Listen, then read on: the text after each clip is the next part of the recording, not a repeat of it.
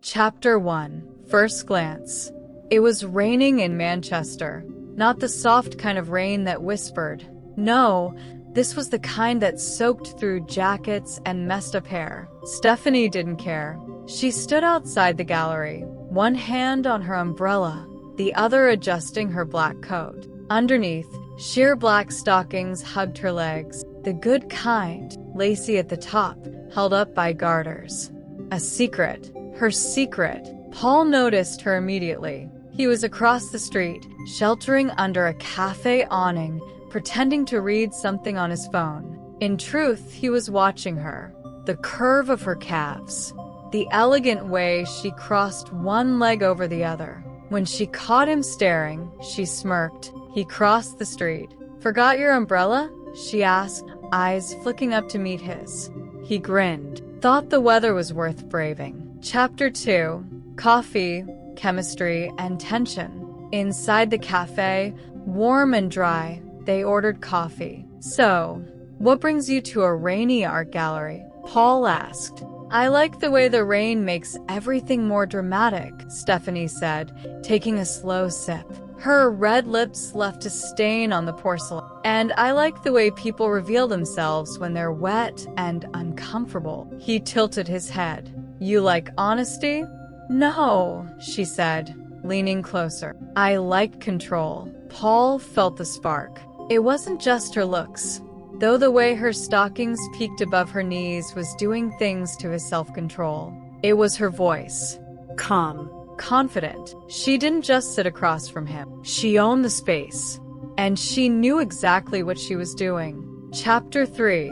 The Elevator. They didn't make it far. Back at her flat, the elevator doors had barely closed before Stephanie pressed him against the wall. Her mouth was on his, hot and deliberate. She grabbed his hands, guided them under her coat, pressing them to her thighs. His fingers found the lace of her stockings. "You wore these just in case?" he breathed. She bit his lower lip. "I always wear them." The elevator dinged. Neither of them cared. Chapter 4. Red Wine and Restraint. Inside her flat, Stephanie poured them red wine. Her coat lay across the floor. She stood in a tight black dress, stockings still in place, no bra. Paul couldn't stop staring. She handed him a glass. "Drink it slow." "I like anticipation." They sat on the couch, tension thick. He ran a hand along her thigh, over the lace, up to the garter. She caught his wrist. "Not yet," she said. "Let me show you how I like it." She straddled him, unzipping her dress inch by inch, letting it fall. His breath caught when he saw her fully, stockings, garter belt, nothing else. Her hand moved to his belt. "Now," she whispered. Chapter 5. Aftershock. Their bodies tangled for hours. Stephanie took the lead, her voice low, her movements controlled but hungry. She rode him with confidence, guiding his hands, telling him what to do, when to hold her tighter, when to let go. The stockings stayed on. After, she curled beside him, sweaty and glowing. Paul looked at her, completely undone. "You're dangerous," he said. She smiled, resting a hand on his chest. "Only if you like it." Chapter 6. The morning after. The soft Manchester rain tapped on the window as Paul stirred. He opened his eyes to find Stephanie already awake, sitting by the window in nothing but her stockings and one of his shirts. "Coffee?" she asked without turning. He nodded, rising slowly, sore in all the best ways. "You don't stay overnight often, do you?" he asked, pulling on his jeans. Stephanie turned her head. "I don't let people stay overnight. There's a difference." He smiled, crossing the room. "So why me?" Her gaze lingered on him. "Because I haven't figured you out yet." Chapter 7. Tension in Public. Later that day, they met again, this time at a bookstore downtown. Paul watched as Stephanie flipped through a book on photography. Her skirt was tight, her movements subtle and controlled. He moved closer. "I can't concentrate when you wear those stockings," he whispered in her ear. She didn't flinch. then stopped looking. His hand brushed lightly against the back of her thigh, just under the hem. She stiffened, a challenge. He met her eyes, teasing, daring. In the silence between the shelves, they said everything with a look. Chapter 8, Secrets Revealed. They returned to her flat. Wine again. The same music, but this time it was different. Stephanie was quieter. She sat beside him, staring at her glass. "You always seem in control," Paul said. She laughed, bitter and low. "That's the trick." He waited. "I used to give everything. My heart, my soul. And I was left empty." He reached for her hand. "You're not empty now." She looked at him, eyes glassy. "Then don't break me." Their kiss that night wasn't rough. It was slow, reverent. Chapter 9, Lace and Leather. Stephanie had a surprise. She met him at his place, wearing a long trench coat and heels. "Don't speak," she said, stepping in. "Just follow." She led him to his bedroom, dropped the coat. Underneath, leather corset, black lace panties, thigh-high stockings, sheer back seam. Paul's breath caught. She tied his wrists gently with a silk scarf, rode him with control, her eyes locked on his, never looking away. Every move was a promise, every breath a boundary crossed. By the end, they were both shaking but smiling. Chapter 10, Falling. Days passed. They saw each other again and again. Sex wasn't just sex.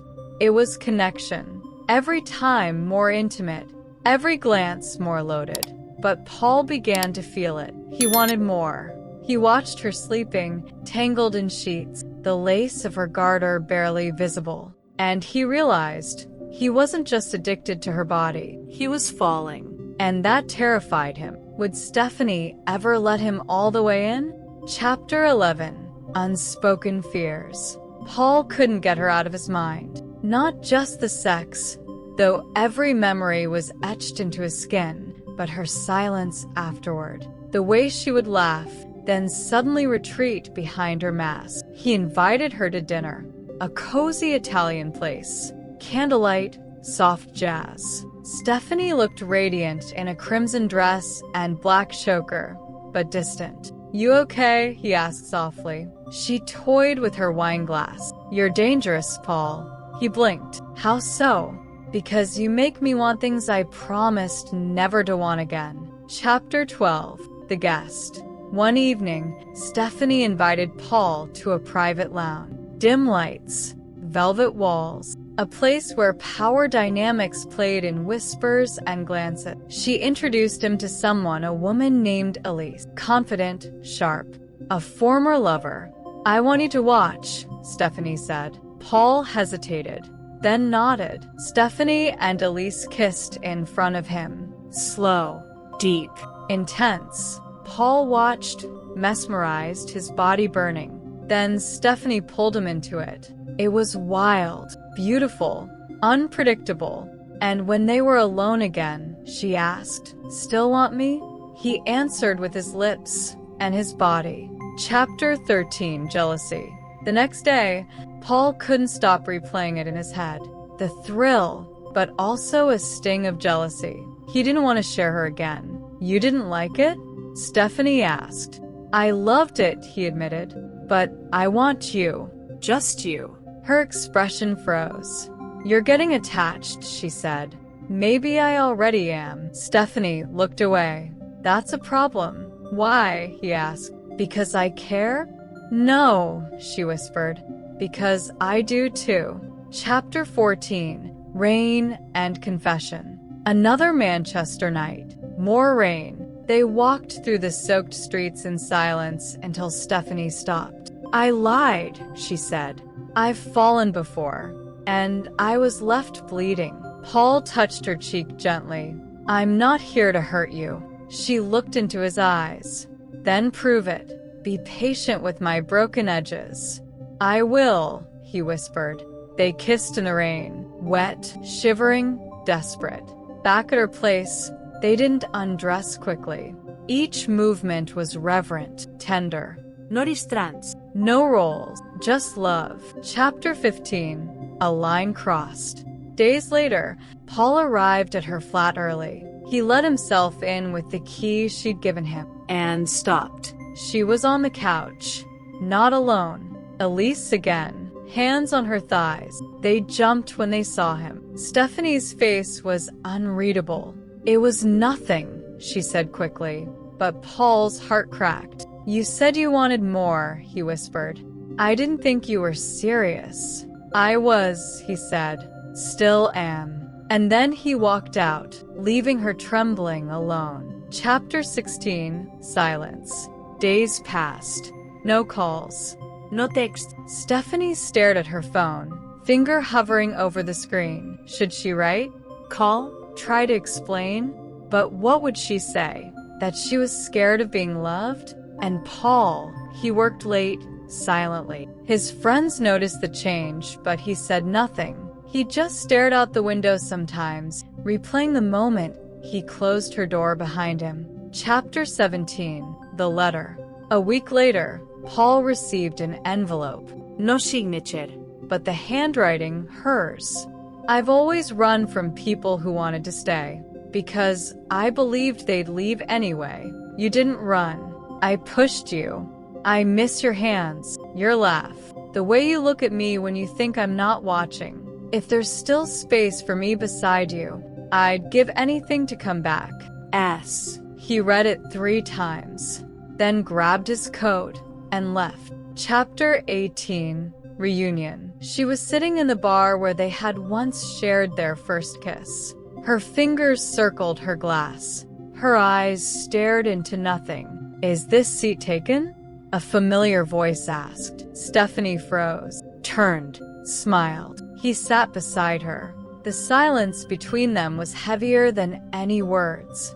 Why did you come back? She asked. Because I still want you, he said. And maybe I still love you. Tears welled up. Hands found each other. And the passion between them reignited, untamed, just like the first time. Chapter 19. Bedroom redemption. They went back to her place. No games. No conditions. Just 2 people who had shed their armor. Stephanie undressed slowly, not for performance, but for truth. Paul touched every line of her body, memorizing her, asking for forgiveness with his hands. They made love for hours, with fire and tenderness, with cries and kisses.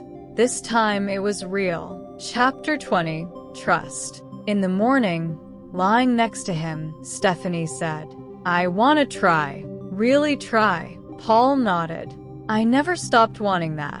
She took his hand and placed it over her heart. This heart that's messy, but it's yours if you want it. He kissed her forehead.